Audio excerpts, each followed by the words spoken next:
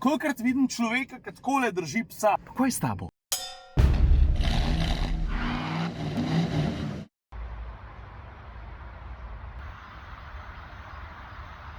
Jo, a ti veš, kam vodi ta drevored? Jaz sem bil zadnjič tamle prvič v življenju. Veliko sem že slišal o tem kraju, ampak ko sem ga pa videl, dej, pejmo, pa bom vse od začetka povedal. Zanimiva zgodba o Blumu.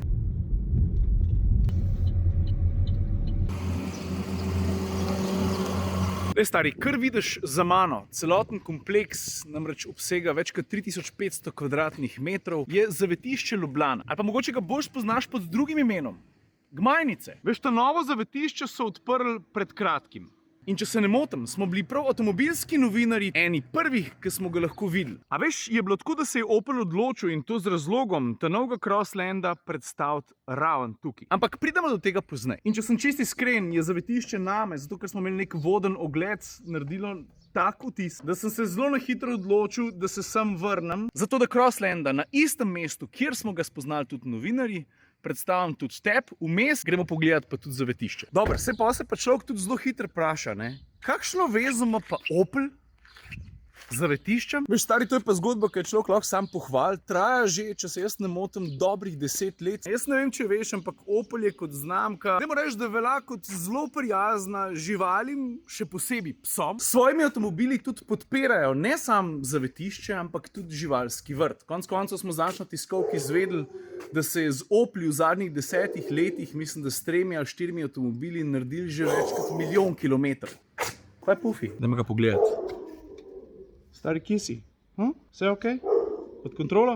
Drugače ne pozab, ne? Opel je bilo v Sloveniji par let nazaj prva znamka, za katero bi človek sploh lahko rekel, da je prijazna psom. V prvi vrsti z ozaveščanjem, v drugi vrsti pa s konkretnimi dodatki, ki si jih lahko dokupil, ko si umislil njihov avto. Ne vem, tako stvar se mi zdi vredno pohvaliti, ker halo, tako pazne, kako prevažamo naše otroke. Obenem v isti sapi govorimo, da so psi naši družinski člani, ampak kaj, ko pride do prevoza, bi pa pol neki bluzili, kaj. Kar se pa gmajnic tiče, do zdaj je veljalo, da je bilo to, ja, na nek način tako precej zasilno zavetišče. Ampak zdaj so se pa stvari tako spremenile, da je kar težko verjeti. Če nimaš nič proti, jaz bom šel na sprehod, bom naredil par šotov, zbral eno luštno musko, in potem skozi video, skozi neko kompilacijo predstavil te glavne reči, sem prepričan, da če ti vsaj malo ni vseeno zaživali, da ti bo všeč. Ok, 3, 4, zdaj. All we need is a place to be and a few good friends for some company. If you'd like to stay, you don't have to leave. We'll leave the lights on and the door unlocked. If you drop on by, you don't have to knock.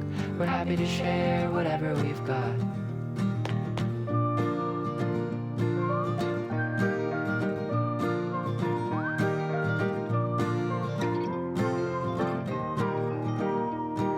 All we need is a place to be and a few good friends for some company. If you'd like to stay, you don't have to leave. We'll leave the lights on and the door unlocked. If you drop on by, you don't have to knock. We're happy to share whatever we've got.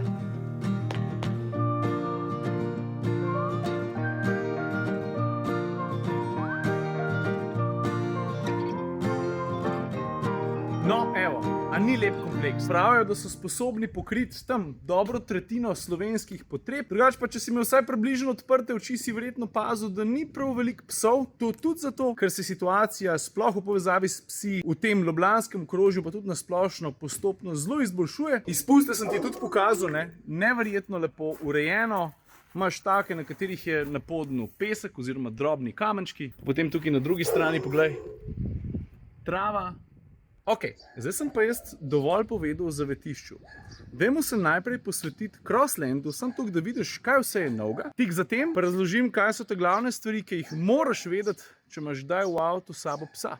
Poglej, Crossland je v Slovenijo prišel že leta 2017. Zdaj je bil prenovljen, ampak od takrat do danes. Najmanj, kar lahko rečem, je to, da je zelo uspešen. Slovenci ste jih kupili 2600, za njega pa velja, da v spredje potiska priročnost, prostornost, glede na, bom rekel, skromne gabarite, zato ker gre za mali SUV, predvsem je pa zelo udoben. A je pa še ena drobna, pa niti ne toliko nepomembna sprememba. Če se sprehodimo na zadnji del avtomobila, boš videl napis Crossland. Zdaj je drugačne, ker prej je bil napis, točno tukaj, kjer je zdaj tale nalepka Avtomoste, je pisal Crossland X. No, tistega X-a zdaj ni več, samo še Crossland. Si je pa prenovo orang zaslužil, tudi zato, ker tretjina vseh ljudi, ki kupijo avto, kupijo majhnega SUV. Pol je že prav, da je doživel celovito prenovo. Ne?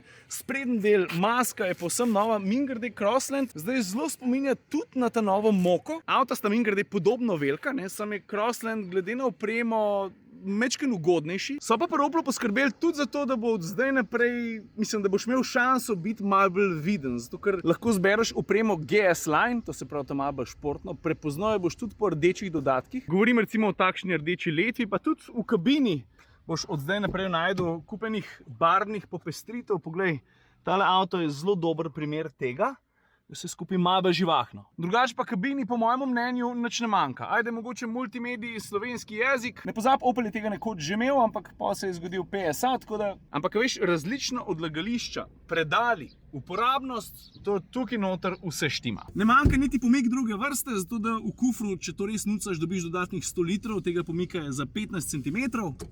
Dobar, pa ne smemo pozabiti tudi na druge tehnične izboljšave. Crossland se malo bolj špele kot prej. Optimizirali so kompresijsko razmerje blažilnikov, pa dodatne popravke je doživel tudi krmiljenje. In če rečem zelo na grobo, je od zdaj naprej Crossland še malo prijeten sopotnik. A ja, pa da ne pozabim, stekla v drugi vrsti so zdaj debelejša, kar pomeni, da je hrupa, ki pride v kabino, predvsem pri višjih hitrostih, tudi manj. Kar se cen tiče, o tem ne bom govoril, zato ker kadarkoli lahko skočiš na njihovo spletno stran, bi povedal pa tole. Pri Oplu je tako navadi, da ko lansirajo avto, ponudijo neko izvedenko že v osnovi malce cenej. Recimo Crossland Edition 1.2 se mi zdi 60 kW, 83 konjev, nekaj tacga. Veš, tisto avto že ima nekaj opreme. V osnovi stane dobrih 18 jurjev, pa če zraven vržeš še ta reden popust jurja pa pol, pa še neki bonus dobiš, če se odločiš za njihov financiranje, ne 600, dobrih 600 evrov. Pa že na manj kot 16 jurjev, no, to. Za druge cene, pa za motorje, mingre tudi dizla lahko zbereš, to je če dali redkej, ne, pri novih avtomobilih. Sploh pri majhnih, ne. No, tukaj so pa še. Ok, to je to zdaj. Je pa na vrsti pravilen prevoz psa. Zdaj se treba pa malo v špego pogledati.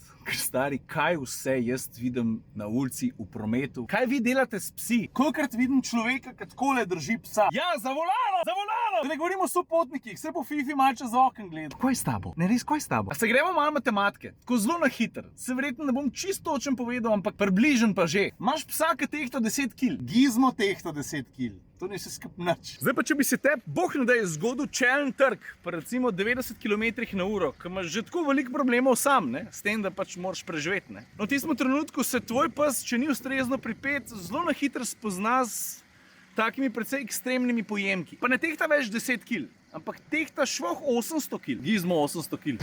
Pol pa ti pozabiš tistega psa držal. Da je dvigano 800 kg stal, da te vidim, tako boš ti unga psa držal. Pes razmontiral vse v tem avtu, stotinki, Gizmo razturil avto, z lahkoto. Pa nič ne bi od njega ostal, verjetno. Razen, če bi ratil kosmati projektil in bi letel čez šipo, pa še koga drugega poškodoval. Hočem reči, da ne moreš ti živali prosto prevažati po avtomobilu, tako ker se tebi zdi, ali ga pa, ne vem, dati na zadnje sedeže, se bo tam počakal. V redu, ja. Hočem reči, nehi to delati, se nisi nor. Se obstaja ogromnih načinov, da ti psa varno pritrdiš, da ga zaščitiš, da zaščitiš sebe. Obstajajo predpisani boksi za prtljažnike. Marsikatera avtomobilska znamka jih ponuja. Tudi Opel. To se pravi kletka, ali ga pa ustrezno prepneš v drugi vrsti. Drugače pa se veš, ko govorimo o varnosti, pa o psih, o ljubljenčkih, je kupenih stvari, ki si jih mogoče marsikdo sploh ne zaveda. Pa ne govorim samo o tistih osnovnih kiksih, ne, ki marsikdaj pol prebereš ali pa vidiš kje na netu, da je nekdo pozabil psa v avto polet. Če so prebajati mački ali pa greš nekam na obisk, kjer imajo mačke, mogoče treba tudi malo pogledati, da se kakšen nikam skril. Jaz sem, pa to že več kot 20 let nazaj, enkrat enega mačka peljal 12 km. Pa so pa še stvari, o katerih sploh razmišljal nisem, pa so mi jih tukaj povedali, ne. Kaj pa recimo čas v letu, ko se psi gonijo? Stari, takrat so oni blesavi, zato ker on nekaj zavoha, pa se odloči. To je ravna črta, lahko vmes avtocesta, nič hudega, on mora zdaj kele. Ali pa ta druga stvar, tam je pa sploh narit vrgla in nikoli nisem pomislil na to. Če nimaš ti psa pravilno pripetega, pa se tebi slučajno zgodi nesreča. Reševalci bi tebi radi pomagali, ampak veš kaj bi pa tvoj pes? Tvoj pes bi pa tebe rad zaščitil. Stari, zdaj pa ti pridi do človeka, pa mu probi pomagati, če je v kabini hkrati z njim še pes, ki je ves prestrašen, pa hoče svojega lastnika, kar je edino logično, zaščititi. Ja, če bi bil privezan, do tega ne bi prišlo. Tako imaš pa kupenih problemov, zato ker osnovnih stvari nisi upošteval. Ok, Zdaj je bilo pa dost moralke, tudi dost sem pokazal o avtomobilu, zavetišče smo pokazali, o osnovnih pravilih smo govorili. In zato mislim, da je cajt, da se današnji vlog zaključi. Upam, da ti je bil všeč. To je to. A smo se kaj naučili? Je nič? Lepo se mej. Ajde.